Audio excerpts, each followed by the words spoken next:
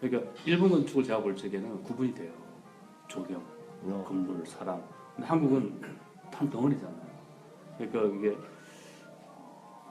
제 느낌에는 한국 건축이 다른 것 같아요. 인상적인.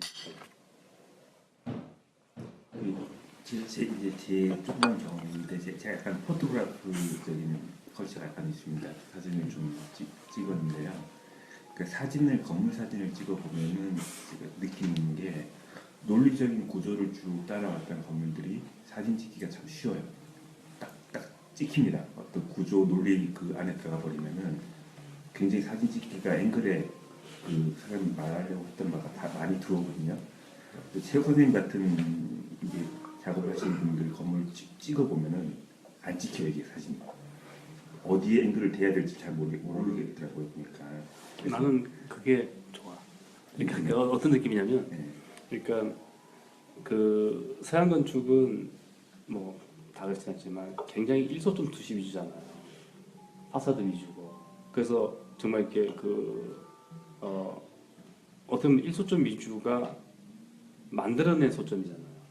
그러니까 카메라 소점이고. 그래서 사진 찍기 되게 좋은데 제가 한옥을 찍으면 사진이 안 나와요.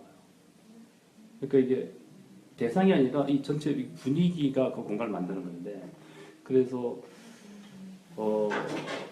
제가 도면 그릴 적에 평면도 굉장히 중요하고 한데 저희 사무실 작업을 프레젠테이션 할 적에 제가 도면 보여드리는 경우가 거의 없을 거예요. 안 보여드리고 싶어요. 그러니까 그걸로 공간이 안 보이니까. 그래서 평면으로 안 보이는 공간을 만들고 싶다는 생각이 있고, 전 배치도 정도밖에는 안 보여줘. 줬던 것 같아요. 우리 홈페이지 보면 이미지밖에 없어요. 그 약간의 저 나름대로 노력이에요. 한국 건축 이야기는.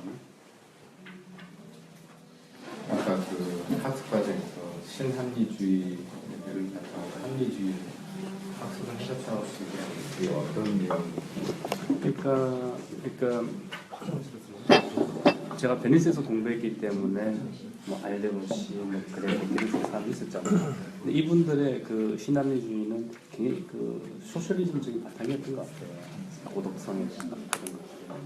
근데 이제 저는 뭐 그게 그 제 문화적인 컨텍스트 아니어서 이해하기 어려웠는데, 그분들을 거슬러 올라가서 그분들 속에 남아있는 기하학적인 전통이라든가 이런 거는 접근하기 되게 싫더라고요. 뭐 주세페 테라니들 뭐 많잖아요, 주변 사람들. 그래서 그랬기 때문에 제가 그 피터 이젠맨도 공부했던 것 같습니다. 거꾸로 역순으로.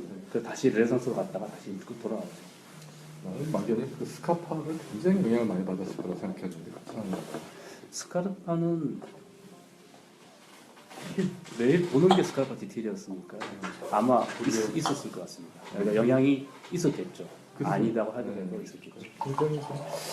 굉장히 스카르파의 영향을 많이 받았겠구나라고 생각했는데 그 이름이 잘 안 나오길래. 그러니까 스카르파는 제가 왜냐하면은 스카르파는 학문적으로 완성된 사람이 아니고 개인으로 완성된 사람이어서 스카르파파가 없어요.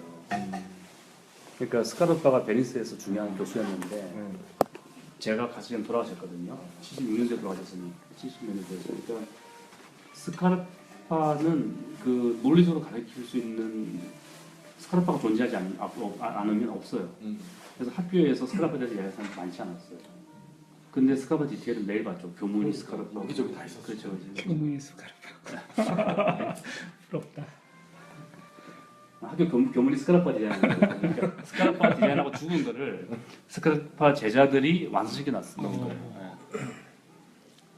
그리고 교문 되게 근사했어요. 그 한리주의라는 표현을 하셨을 때 어떻게 보면 좀 과장을 하자면 대체적으로 이제 감각의 논리잖아요. 감각도 하나 사실 논리를 가지고 있어야 될 텐데 그게 이제 대처 이게 비교 대상이 되면 감각도 하나의 질서가 있어야 이제 될 것 같은데 어쨌든 그건 조금 다른 논리인 것 같고 그 최선님의 작품이나 건축 세계에서 이 감각이라고 하는 이 하나의 어떤 판단 기준이죠, 감각을. 그래서 이 감각이 어떤 위치를 차지하고 얼마나 중요하게 여기세요? 이제 중요할 것 같은데 어떻게 보면은 저는 굉장히 논리적인 인간일 수도 있어요. 아마 그러니까 제가 이제 김종규 선생을 보면 굉장히 감각적인 인간인데 그거를 밸런스를 맞추기 위해서 논리적으로 노력한다라는 생각이 들거든요. 근데 저 같은 경우에는 좀 이성적인 성격이 있는데 그거를 심리적인 밸런스를 맞추기 위해서 감각이라는 거는 안 놓친다가 좀 맞을 것 같다는 생각이 들어요. 제 입장에서는. 근데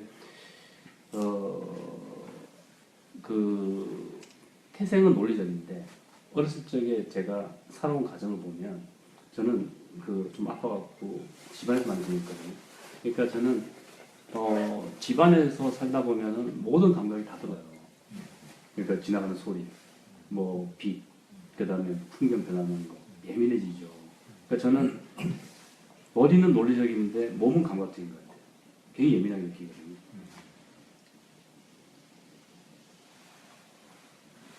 그리고 이제 제가 그 베네치스 공부할 적에 제 지도 교수님이 신합리주의자였는데 이론가였고 저한테 너는 굉장히 논리적인데 결과적으로는 논리가 결정을 못한대요. 그러니까 그거를 감각이 결정하도록 놔두라 그러더라고요. 너를.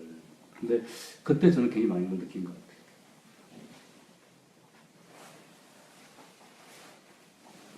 그 감각적인 부분에서 저는 이제 그런 걸 느낍니다. 그러니까 굉장히 후각적인 도시라는 생각이 많이 들어요. 냄새나 일단 물이 있기 때문에. 그러니까 파리에 있으면 파리는 굉장히 시각적이 더 세요, 후각보다. 근데 베니스에 와보면은 일단 물안개도 많고 이렇게 펼쳐진 광경이 별로 없기 때문에 굉장히 자기 그 근거리 감각이라고 그러죠. 보통 후각이나 촉감에 의지하는 그 결과물들이 굉장히 많거든요. 그러니까 거기서 한 오래 생활하시게 되면은 습득을 하는 부분이 있는 것 같아요. 그 부분으로. 그래서 체육 소장님 이렇게 작업하시는 게 제가 이제 후각도 마찬가지인데 이게 쭉 따라와 보면은 그 대부분 건축가들이 아무래도 시각지향적이지 않습니까? 보이는 게 위주고 머릿속에서 이렇게 돌아가는 이미지도 굉장히 시각적이고. 근데 최 소장님의 작업 방식이 굉장히 그 후각 혹은 촉각이나 통각이 그러니까 굉장히 이 지면의 레벨을 중요시하시잖아요. 근데 이게 제가 볼 때는 통각적인 사고 방식입니다. 나는 굉장히 제가 좀 컸을 때가 요람이 있었어요. 누워 있었거든요. 그리고 그러니까 무슨 이제 말씀이시죠? 몸이 좀 아파갖고 아팠다고. 그러니까 누가 안아주거나 아, 아니 요람이 있거나 그래갖고 그러니까 저는 제가 2살 때 벽지도 기억나요. 하도 벽지를 오랫동안 쳐다보고 있었을 거니까. 그러니까 눈에 그러니까 옛날 벽지가 꽃무늬 벽지 되게 많았잖아요, 저게. 그러니까 창이나 눈 가까이에 풍경이 들어오는 거. 뭐 그런 건 저한테 익숙한 거죠. 그러니까 이 집도 풍경이 바로 들어오잖아요. 뭐 예를 들어서. 그러니까 그렇죠. 그러니까 뭐 부엌을 설계한다고 했을 적에 부엌은 층고가 높아야 된다. 그러니까 김이 오르는 풍경들 있잖아요. 그러니까 그건 보이잖아요, 어렸을 적에. 그러니까 그런 종류의 것들은 저한테 제가 한 자리에서 꼼짝 수 있었기 때문에 그거는 저한테 굉장히 깊이 있어요. 뭐 그 이야기한 대로 소리, 뭐 냄새, 그다음에 그런 촉감들, 그다음에 눈에 딱 붙는 자연 풍경들 이런 것들. 그다음 제가 제일 싫어하는 게 그 직부등. 간접등 아닌 직접적인. 직부등을 왜 싫어하냐면은 저 약을 먹이려면은 4명이서 저를 붙들어야 돼요. 아이고. 근데 내가 막 몸을 치거든요. 몸을 친 이유가 약 먹기 싫어서가 아니에요. 우리 식구들은 모르는데 등이 난 너무 싫은 거야. 식구들 난 이렇게 있으니까 모르지. 근데 난 등 눈부셔갖고. 근데 나는 그게 트라우마처럼 남아있어요. 그래요, 그 정도. 그러니까 이제 빛에 대해서 예민하죠.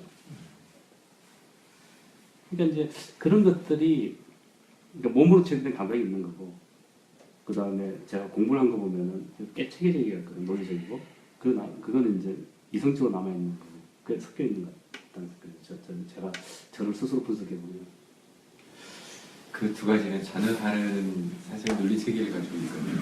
근데 그 두 가지가 이렇게 서로 맞붙을 때는 그 자연스럽다라기보다는 이게 심리적인 갈등이나 이런 것들이 더 많이 되는.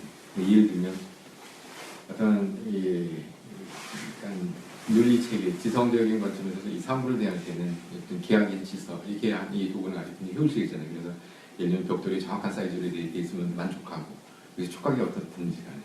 이제 감각은 그 다른 이제 말하자면 감성을 이제 가지고 있기 때문에 그것이 어떻게 되어 있는지, 그것이 하는 얘기들이 다 이렇게 온전히 되어야 만족스럽게 되는 거잖아요. 벽돌이 약간 찌그러져도 이 감각적으로 굉장히 여러 가지 얘기들을 스스로 하기 때문에 더 만족스럽게 되는데, 이제 이성이 하는 얘기는 이것이 어떤 그 이성이 가지고 있는 논리, 그러니까 기하게 질서, 이것이 이렇게 딱 들어서게 되면 이제 감각은 충돌할 수밖에 없는 것 같아요. 근데 이제 그거를 이겨내는 방법은 이 감각을 이 이성의 도구에 맞물리는 거죠. 제가 많은 이 축소적인 작품들, 그러니까 지금까지 본 바에 의하면 그 감각을 이 이성의 논리에다가 이렇게 맞춘 게 아닌가.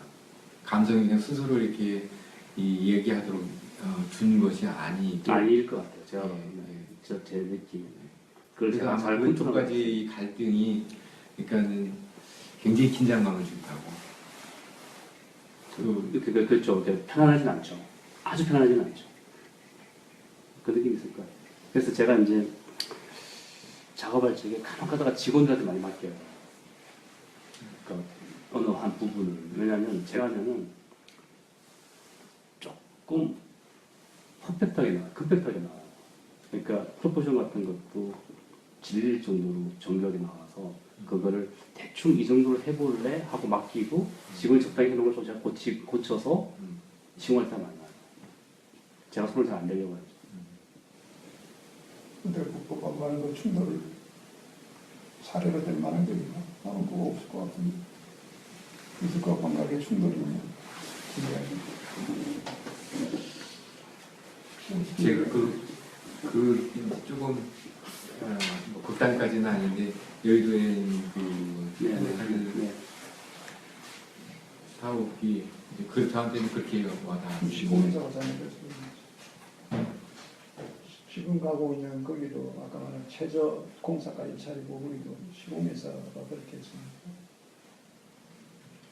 그건 좀 다른 이슈 같은데. 근데 뭐 개인이 건축가가 여기 있는 모든 사람도 개인의 그 역사는 다르잖아요. 다르게 살아오고 다른 환경에서 살고 다른 생각하고 다른 유전자를 가지고 뭐 고유할 거예요. 고유한 게 아마 당연한데 그 고유성을 자기가 살아가는 세계를 만들어내지는 못하고 잠재되어 있겠죠. 그게 이제 잠재되어 있는 것이 외화되기도 하고 표현되기도 하고 머뭇거리기도 하고 이런 차이는 있겠지만 그거 말고 한 개인이 자기를 둘러싼 세상, 사회 또는 세상 또는 세계를 어떻게 읽어서 어떻게 관계 맺느냐. 난 이게 이제 건축에서 공적인 차원이면서 뭐 다른 예술도 마찬가지인데 한 개인이 뭐가 고유하다, 어떤 역사를 가졌다라고 하는 것을 그 사람이 만드는 최종 아웃풋하고 관계시키는 작업은 말 그대로 개인적 차원에 묶여 있으니까 그렇죠. 그게 다 확장될 수가 없잖아요. 그러니까 말하자면 어떤 개인의 작업이더라도 그것을 사회화시키고 사회적 소통으로 열어줘서 우리가 함께 나누고 고민하고 이런 게 필요해서 어찌 보면 그런 과거의 역사와 경험은 있지만 그것들이 내 바깥의 세계와 어떻게 관계되느냐 이게 어느 정도는 좀 설명할 수 있는 거리가 사실은 필요한 거죠. 저는 이제 그러니까 굉장히 제가 개인화된 성향이 있고 개인화된 사람일 것 같아요. 근데 이게 어느 저도 이제 나이가 이제 먹고 직원들도 생각하다 보니까 이거를 어떻게 이제 그 언어화 시키냐가 되게 중요한 문제가 인 것 같습니다. 그러니까 직원들을 위해서도 그렇고 이 친구들 성장해 나가야 되는데 그 또 이 직원들은 제 개인적인 기억이랑 관계 없잖아요. 그래서 이거를 선생님 말씀하신 대로 어떻게 이게 공공화되고 하는 거를 저도 적실하게 필요하다고 느껴요. 어떻게 될지 모르겠는데 중요한 문제라 생각을 하고 있습니다. 그래서 뭐 우리 사람들 작업 묶어갖고 책 안 냈느냐 이런 이야기도 하는데 지금 이제 그 노력도 하고 있고요. 그래서 저는 저 나름대로의 고민은 그 점이 있습니다. 개인이 이제는 조금 이렇게 저희 이제 원오년 그룹이니까 팀이니까 이 팀들이 어떻게 그 언어를 공유할 수 있을까 우리 언어를 그다음에 그 공유된 언어가 사회 속에서 사회 속으로 좀 이렇게 들어갈 수 있나 보통 이제 자본주의라고 하는 거를 말하자면 어떠나요? 우리가 뭐 우리 사회를 가능하게 하는 이 시대를 가능하게 하는 어떤 조건이라고 인정을 할 수도 있지만 그렇지 않을 가능성이 있잖아요. 자본이라고는 하나의 도구로 생각을 할 수도 있고 그렇다고 보면 이런 것들이 도구가 돼서 어떤 수단이 돼서 우리가 이루려고 하는 무엇인가 아까 이 교수님 아마 그런 측면에서 질문이 아닌가 싶은데 우리가 싸워야 되잖아요. 이 현실은 불만이고 문제의 투성이고 그런데 도대체 우리가 이런 것들을 이겨내서 우리가 이 도달하려고 하는 지점이 무엇인가 무엇을 어떤 목적을 가지고 이렇게 지금 싸우는가 했을 때 그 지점이 이렇게 명확하게 좀 보이면 좋겠네요. 그걸 혹시 어떻게 한다나 어떤 개념으로 그래서 무엇을 위해서 우리가 그건 아마 지금 이최 소장님 같은 경우는 중요한 부분인 것 같아요. 한국 사회에서 이 건축계에서 차지하는 어떤 아주 구체적인 독특한 위상도 있는데 이 자리가 다른 사람들이 건축계에서 봤을 때 이 자리 중요하다. 왜 중요한가 했을 때 이런 자리나 이런 행위는 어떤 목적성을 가지고 있기 때문에 근데 이제 제가 그 답변에 답을 할 수 있는 머리는 조금 있는데 저는 이제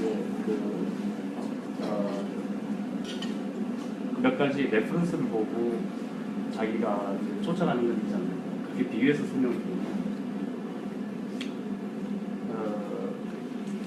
주세페 테란이랑 카로스 가로페랑 동년배인 거 아시죠? 나이가 똑같아요. 제가 알기로. 근데 주세페 테라니는 대단한 천재였죠. 근데 어쨌든 간에 26살 때 무솔리니를 찾아가고 무솔리니한테 새로 미학을 가르쳐 주겠다고 그러고 국가 건축가가 된 게 26살 때니까. 근데 테라니 같은 경우에는 그 국가 건축가로서 그 정치적인 이제 노선을 걸었잖아요. 스카르파는 개인적인 노선을 걸은 사람인데 그렇기 때문에 스카르파한테는 국가에서 일을 아무도 안 줬어요. 그래서 스카르파는 일이 일거리가 없었어요. 그래서 스카르파가 유리공예하고 아주 인테리어 몇 개 하고 했죠.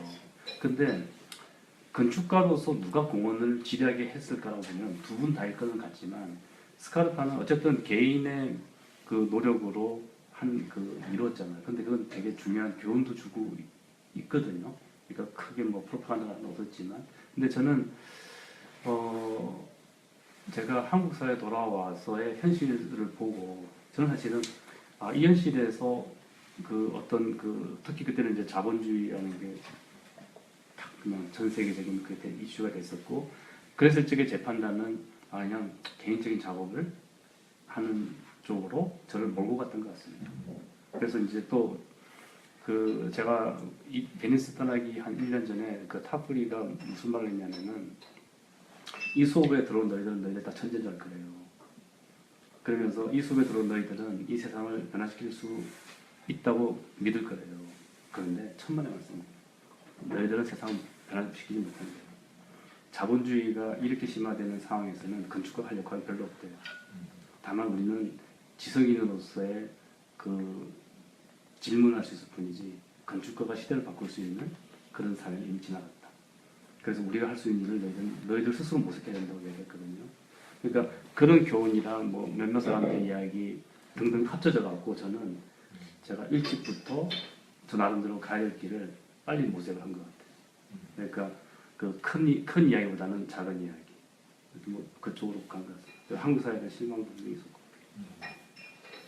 그 아까 이제 슬라이드 보여주신 것 중에 이제 그것도 주택이었는데요. 그 부산 시내 네. 옛날 건물 비슷해서 하셨던 게 있었습니다.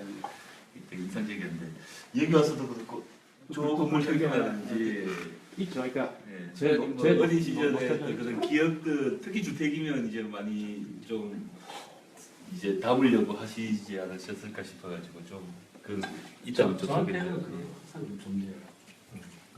그러니까 제 건축 보면 항상 창이 존재해요. 큰 창이. 네. 여기 뭐 어디도 요새도 어디 큰 창이 존재하고 천창도 존재하고. 그러니까 어렸을 때 제 기억이에요. 그러니까 그게 제 몸이 갖고 있는 기억이에요. 그래서 못 벗어나는 거예요. 좋은 거죠. 뭐 네, 네. 좋거나 뭐 나쁘다고 할 수는 없는 거고. 그게 저죠. 네. 여기서 구체적으로 뭐 재료나 요 계단도 좀 그런 느낌도 좀 있고 뭐 이렇게 다시 이게 구체적으로 좀 말씀해 주시는 게. 그러니까 재료는 저는 쉬운 재료. 예. 디테일은 눈으로 봐서 이해할 수 있는 디테일이 가장 좋은 거라고 생각합니다.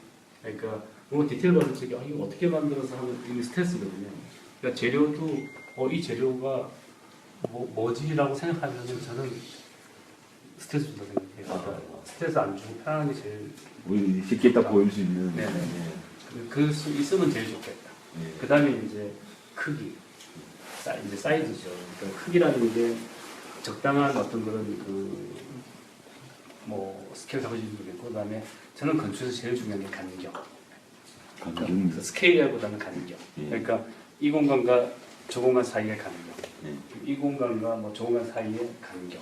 간격이라고 볼 수도 있는데 적절한 간격이 손가락처럼 있어야 펑션을 한다는 거예요. 이게 손가락이 너무 떨어지면 기능 못 하잖아요. 그러니까 손가락처럼 적절한 간격이 편한 그 기능을 한다는 생각을 해서 저는 간격 되게 중요하고 그래서 배치도 굉장히 중요해요. 저한테.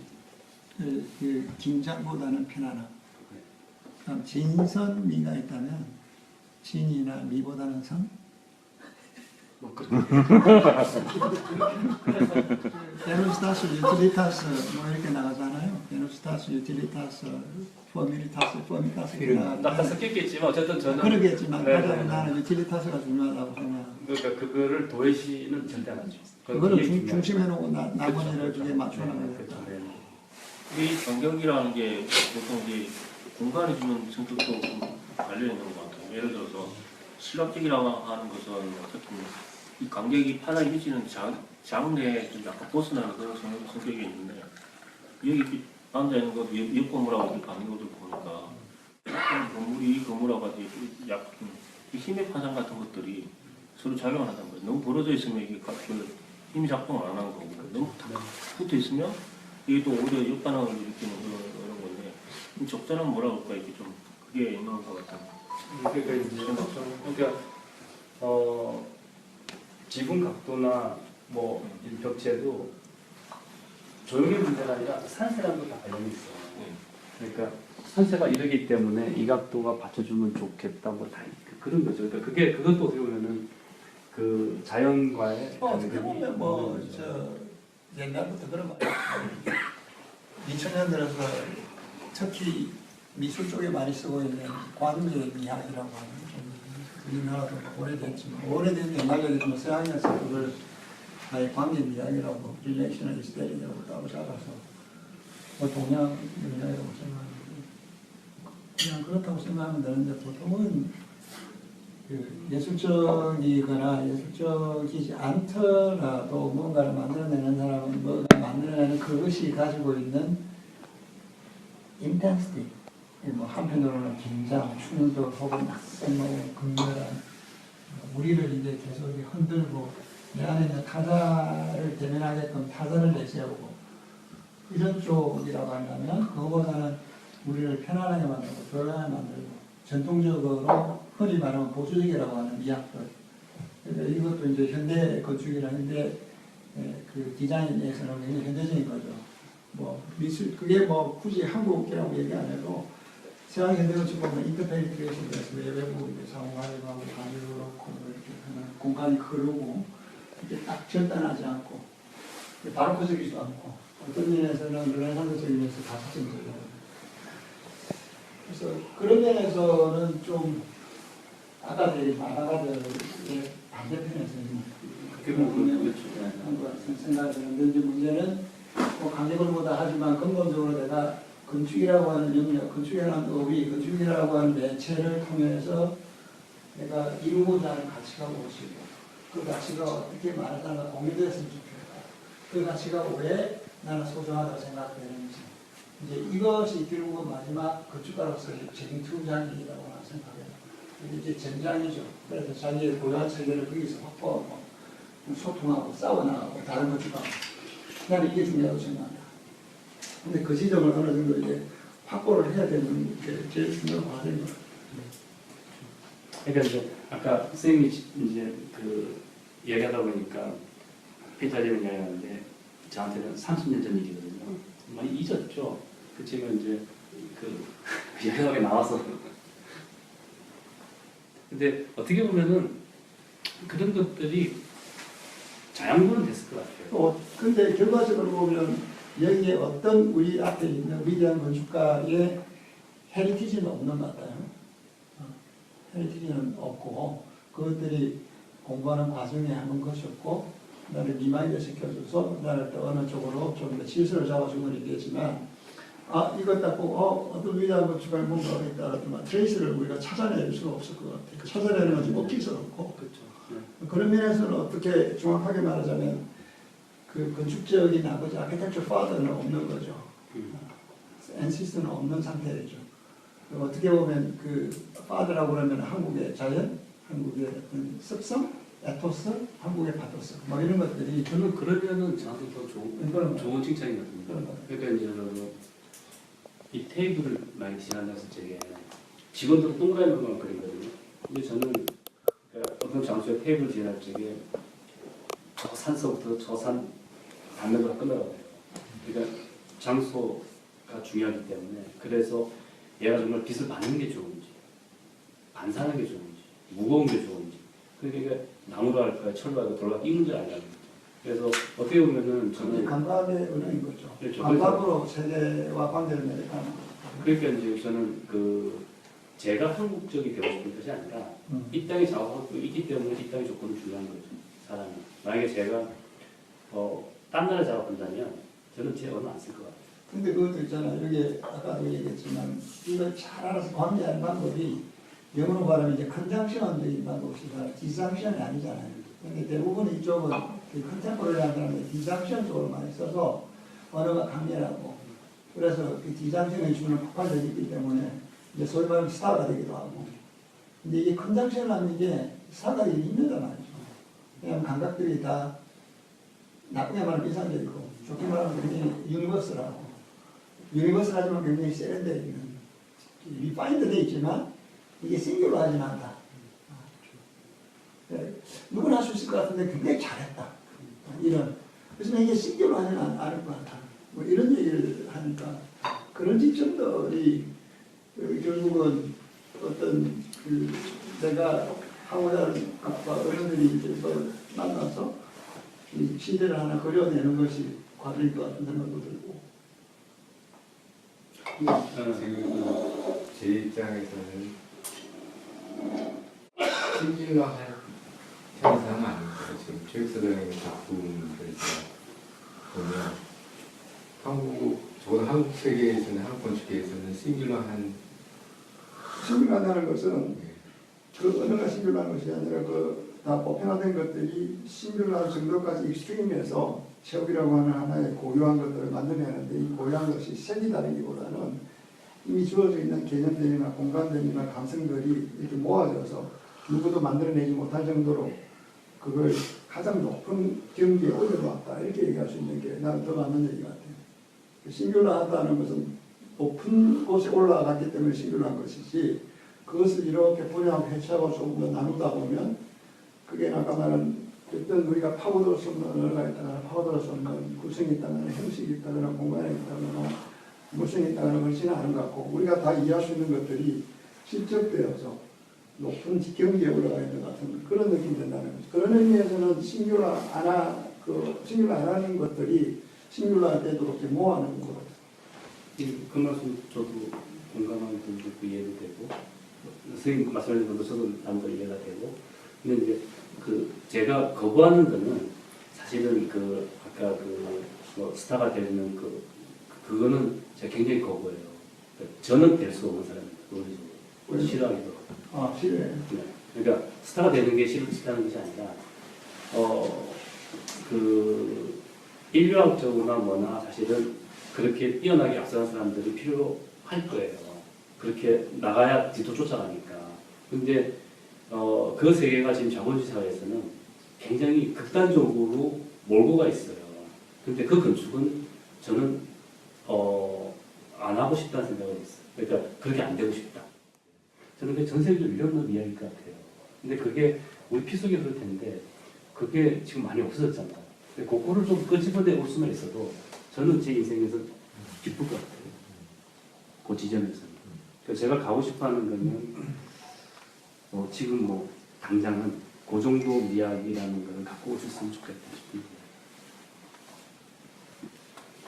제가 여기 들어오면서 좀 느꼈던 거하고 다른 것하고 좀 약간 비교를 해서 질문을 드리고 싶은데, 우선 제일 첫 번째 느꼈던 게 뭐냐면 그 알도르시 박공이 여러 군데서 많이 좀 쓰인 듯한 느낌이 들고, 또 이게 하나 오브제로 쓰인 게 아니라 이렇게 다발처럼 클러스터 돼가지고 공간 전체를 이루고 있는 상황이 좀 있고, 또 전통 건축하고도 이게 연관을 시켜보면 이게 면의 케어가 아니라 공간들이 이렇게 좀 케어를 이루는 듯한 좀 그런 복합적인 그 특징들이 좀 보이거든요.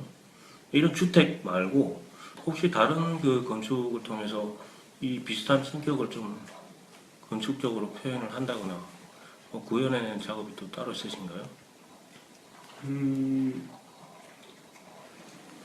서로 참 제 작업 이미지를 안 보이고 말하기 참 어려운데 그냥 다 반영돼 있을 것 같은데요. 굉장히 많은 부분에서.